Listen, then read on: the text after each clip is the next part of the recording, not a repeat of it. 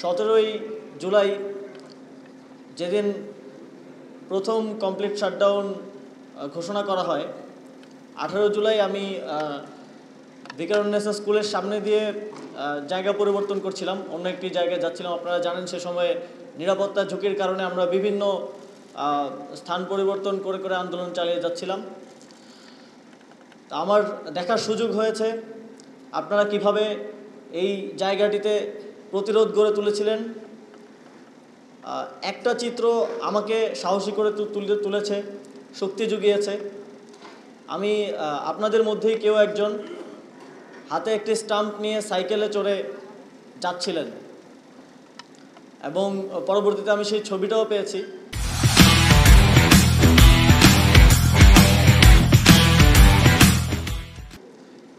আপনাদের এই লড়াই আমাদেরকে আন্দোলনের বিভিন্ন স্তরে শক্তি জুগিয়েছে, সাহস জুগিয়েছে এই আন্দোলনকে একটি অভ্যুত্থানে রূপান্তরিত করার এবং একটি সফলতার দিকে নিয়ে যাওয়ার ক্ষেত্রে আপনাদের লড়াই অত্যন্ত গুরুত্বপূর্ণ ভূমিকা রেখেছে। সেজন্য আপনাদেরকে আন্তরিকভাবে আবারও ধন্যবাদ জানাই।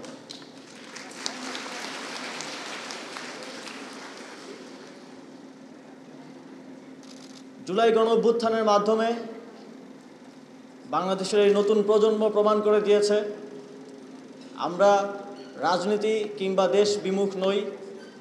বাংলাদেশের অত্যন্ত একটি ঐতিহাসিক সংকটকালে একটি রক্তক্ষয়ী লড়াইয়ের মাধ্যমে, রক্তক্ষয়ী অভ্যুত্থানের মাধ্যমে আমরা একটি নতুন বাংলাদেশ গড়ার স্বপ্ন দেখতে পাচ্ছি। একই সাথে আমরা যেমন এই অভ্যুত্থানকে সফল করেছি, আপনারা যেমন এই অভ্যুত্থানকে সফল করেছেন, ঠিক তেমনি নতুন বাংলাদেশের যেই পুনর্গঠনের কার্যক্রম, যেই সংস্কার কার্যক্রম, সেটিকে সফল করতে আমাদেরকে সমানভাবে গুরুত্বপূর্ণ অবদান রাখতে হবে, যেন আমরা আগামী দিনেও বলতে পারি, ইতিহাসে সাক্ষী হিসেবে একটি প্রজন্ম হয়ে থাকতে পারি, যে প্রজন্ম শুধু ফ্যাসিবাদী শক্তিকে ধ্বংস করার জন্য নয়, একটি দেশ পুনর্গঠনের গঠনমূলক শক্তি হিসেবেও আবির্ভূত হয়েছে।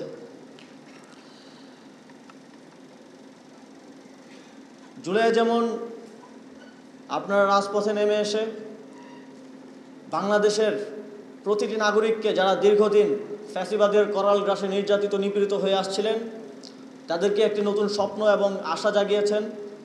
তাদের সেই স্বপ্ন এবং আশা পূরণে আপনারা সামনের দিনগুলোতে আমাদের সাথে থাকবেন, এই প্রত্যাশা ব্যক্ত করছি।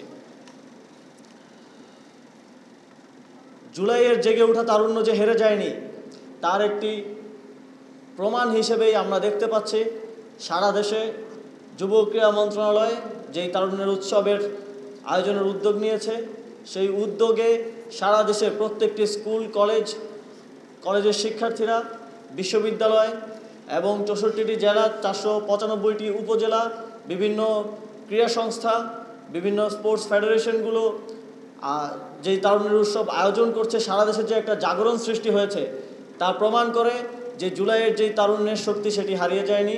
আমরা এখনও আছি, আমাদের গঠনমূলক বিভিন্ন ধরনের খেলাধুলা, সাংস্কৃতিক কার্যক্রমের মাধ্যমে আমরা হাজির আছি।